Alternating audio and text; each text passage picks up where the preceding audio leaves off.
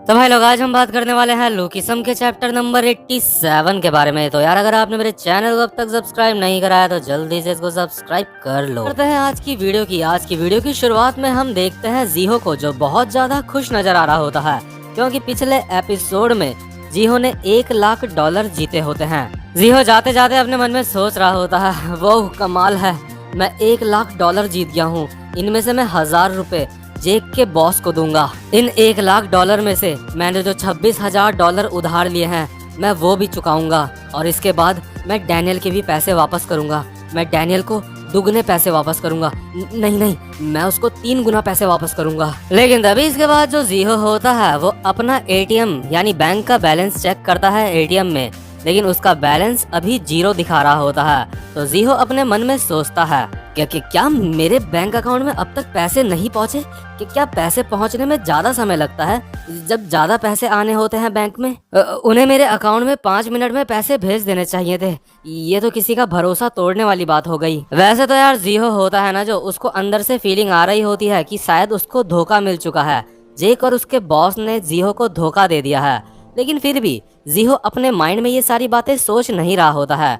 इसके बाद जीहो उस जगह पे पहुंचता है जहाँ पे जेक रहता होता है अपने बॉस के साथ, मतलब जहाँ पे उनका ऑफिस होता है एक तरीके से। लेकिन जैसे ही जीहो वहाँ पहुँचता है तो जीहो देखता है वो जगह बिल्कुल खाली है। उस जगह में जो सामान भी रखा हुआ था वो भी वहाँ से गायब है और अब उधर कोई भी नहीं रहता। और ये देख के जीहो बहुत ज्यादा हैरान हो जाता है। अरे यार, सच में अभी जीहो को देख के ना मुझे हेरा फेरी मूवी का लक्ष्मी चिटफंड याद आ रहा है। तो अभी जो जीहो होता है उसकी फटके 4 हो जाती है, क्योंकि उसको पता चल जाता है कि शायद उसका पोपट बन चुका है। इसके बाद सीन शिफ्ट होता है और हम देखते हैं जॉन और उसके बॉस उस मोटे को, और जो मोटा होता है वो हंसते हुए कह रहा होता है, साली थाईलैंड आखिर वो कैसे जीत गई। इसके बाद जॉन कहता है, वैसे कैसा रहेगा अब हम कोई अच्छा सा ऑफिस रेंट में ले लें। इसके बाद जो मोटा होता है वो कहता है, क्या उसका रेंट तू देगा? वैसे भी ये बस 1-2 महीने की बात है, इसके बाद जीहो सब कुछ भूल जाएगा। वैसे अभी हमने टोटल कितने लोगों का बेवकूफ बना दिया है? इसके बाद जॉन कहता है, जीहो को मिला के पूरे 8 लोग हो चुके हैं। और यार, जितने भी लोगों को ये लोग बेवकूफ बनाते हैं ना, उनका IP एड्रेस मतलब वो कैंसिल कर देते हैं, जिस वजह से जैसे जीहो अगर दोबारा से उस ऐप में गेम खेलना चाहेगा ना तो वो खेल नहीं पाएगा, उसका वो ऐप खुलेगा ही नहीं। और ऐसा करने के लिए ये लोग बहुत सारे नोटपैड यानी टैबलेट यूज करते हैं ताकि ये लोग पकड़े ना जाएं। और अभी ये काफी सारे पैसे कमा चुके होते हैं। तो जो जॉन होता है वो अपने बॉस उस मोटे को कहता है, बॉस मुझे सच में आपसे जलन हो रही है। इसके बाद ये मोटा कहता है, मुझे तुमसे ज्यादा जलन हो रही है, क्योंकि जितने भी नए बच्चे यहाँ पे पैसे जीतते हैं उसका 40% तुम्हें मिलता है। इसके बाद जॉन कहता है, मुझे नए बच्चों को बहला फुसला के फंसाना पड़ता है, और अगर वो हमारे जाल में नहीं फंसते तो इस वजह से मुझे काफी कम पैसे मिलते हैं। इसके बाद ये मोटा कहता है, तुमने बिल्कुल सही कहा, इसलिए तुम्हें इस बार ज्यादा बच्चों का बेवकूफ बनाना पड़ेगा। इसके बाद नेक्स्ट सीन में हम देखते हैं जीहो को, जो जेस के कैफे में गया हुआ होता है। वो जेस से जॉन के बारे में पूछता है। इसके बाद जेस कहता है,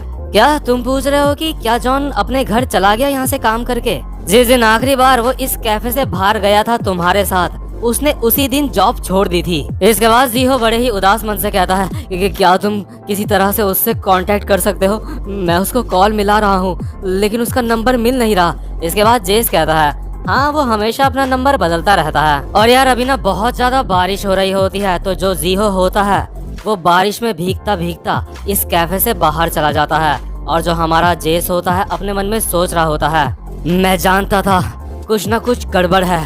जीहो अब जॉन से भी किसी खतरनाक बंदे के साथ मुसीबत में पड़ चुका है। जिस दिन वो बंदा मुझे मिला था उस दिन के बाद से मैंने उस पे नजर रखी, और वो बंदा। लेकिन तभी यार पीछे से वास्को जेस को कहता है, हे जेस आखिर बात क्या है? इसके बाद जेस कहता है, मुझे नहीं पता वास्को। वास्को कहता है, मुझे बताओ जेस बात क्या है? वो जो बच्चा है वो डैनियल का दोस्त है। जेस अपने मन में कह रहा होता है, मैं वास्को को ये बात नहीं बता सकता। और यार, क्योंकि आपको पता है अगर उसने वास्को को ये बात बता दी तो वास्को सीधा फाइट करने के लिए पहुंच जाएगा उधर।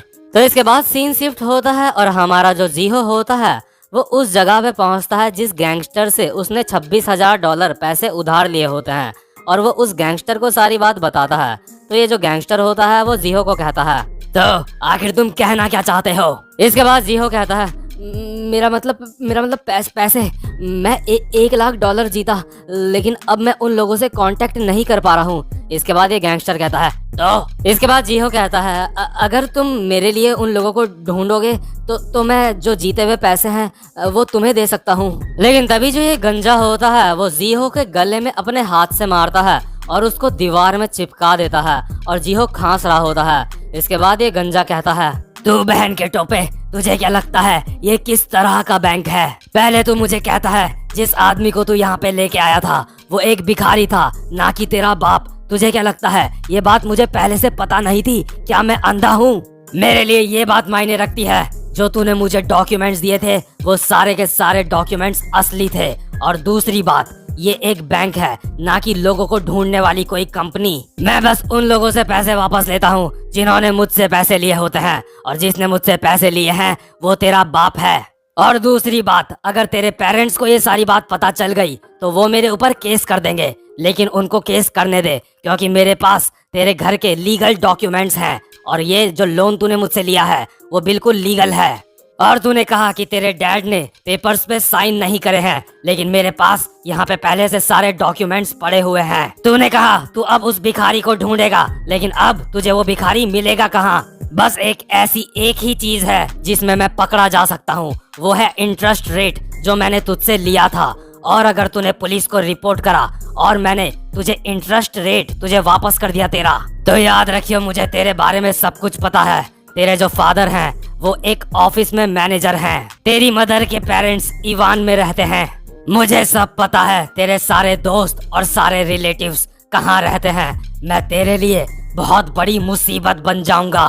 तो अब तुझे मुझे $30,000 और 6,000 इंटरेस्ट देना होगा, और अगर तू एक दिन भी लेट हो गया तो मैं तेरे घर को बेच दूंगा। और जो तेरे साथ ये धोखा हुआ है, अगर तूने पुलिस में ये रिपोर्ट करा तो तू भी पकड़ा जाएगा, क्योंकि तूने जुआ खेला था। तो यार देखो, जो जीहो के साथ ये सब कुछ हुआ है ना, ये बस एक कहानी नहीं है, बहुत से लोगों के साथ ऐसा पहले हो चुका है। तो आई होप आपको इस वीडियो से कुछ ना कुछ तो सीखने को मिला होगा। तो इसके बाद सीन शिफ्ट होता है और हम देखते हैं जीहो को, जो एक अंधेरी सी जगह में बैठ के रो रहा होता है और अपने मन में सोच रहा होता है लगातार, अब क्या होगा, अब क्या होगा, अब क्या होगा, अब क्या होगा। अगर मैंने पुलिस को रिपोर्ट करा तो मैं भी पकड़ा जाऊंगा। मैंने एक लीगल लोन लिया है, लोन लिया है, लेकिन मैंने तो वैसा ही करा जैसा मुझे करने को कहा गया था। डैनियल के पैसे, मेरा घर, इस सब का क्या होगा। लेकिन तभी जहाँ पे जीहो बैठ के रो रहा होता है, वहाँ पे 3 छपरी लोग आते हैं और कहते हैं आखिर तू कौन है? ये हमारी जगह है, यहाँ से दफा हो जा। जीहो अपने मन में सोच रहा होता है, लगता है ये बेघर लोग हैं, ये यहाँ पे बारिश से बचने के लिए आ रखे हैं। ठीक है, मैं यहाँ से चला जाता हूँ। लेकिन तभी यार जीहो जैसे ही यहाँ से जाने वाला होता है, वो देखता है जिसको वो अपना नकली बाप बना के लेकर आया होता है ना, इन 3 छपरियों में से एक वो भी होता है। और जैसे ही जीहो इसको देखता है, जीहो इसको पकड़ के कहता है, मिस्टर आप मुझे जानते हो है ना? प्लीज मेरी मदद करो, प्लीज ये सारी की सारी बातें पुलिस को बताओ कि तुम मेरे फादर नहीं हो। इसके बाद जो ये आदमी होता है वो कहता है, क्या मैं ये पुलिस को बताऊं? और तभी इनमें से एक बंदा जीहो के पीछे से उसके सर में एक ईंट मार देता है, जिस वजह से जीहो बेहोश हो जाता है। और ये बंदा जो ये आदमी होता है वो कहता है, ये साला मुझे पुलिस से पकड़वाना चाहता था, आखिर इसको क्या लगता है हम यहाँ पे छुपे हुए क्यों हैं? इसके बाद बाकी छपरी कहते हैं, ओह इसने काफी अच्छे कपड़े पहने हैं, जरा इसका पर्स चेक करो, इसमें कितने पैसे हैं। इसके बाद सीन शिफ्ट होता है और हम देखते हैं जितने भी ये छपरी लोग होते हैं ना, वो जीहो के सारे कपड़े ले लेते हैं, उसके शूज तक ले लेते हैं। जीहो की नाक से खून निकल रहा होता है, उसने कपड़े नहीं पहने होते हैं और वो बारिश में भीग रहा होता है और रो रहा होता है। इसके बाद जो जीहो होता है वो बड़ी ही बेकार हालत में डैनियल के स्टोर में पहुंचता है और डैनियल को सारी बातें बताता है रोते रोते। कहता है, मेरे साथ ये सब कुछ हुआ, मैं सच में शर्मिंदा हूँ डैनियल, मुझे माफ कर दो। मैं पुलिस को बुलाऊंगा, मुझे जो सजा मिलेगी मैं उसके लिए तैयार हूँ। मैं तुम्हारे पैसे वापस कर दूंगा डैनियल, प्लीज मुझे माफ कर दो। इसके बाद डैनियल कहता है, जीहो खड़े हो जाओ, तुम परेशान मत हो, क्या मैं तुम्हें पुलिस के पास छोड़ के आ जाऊँ?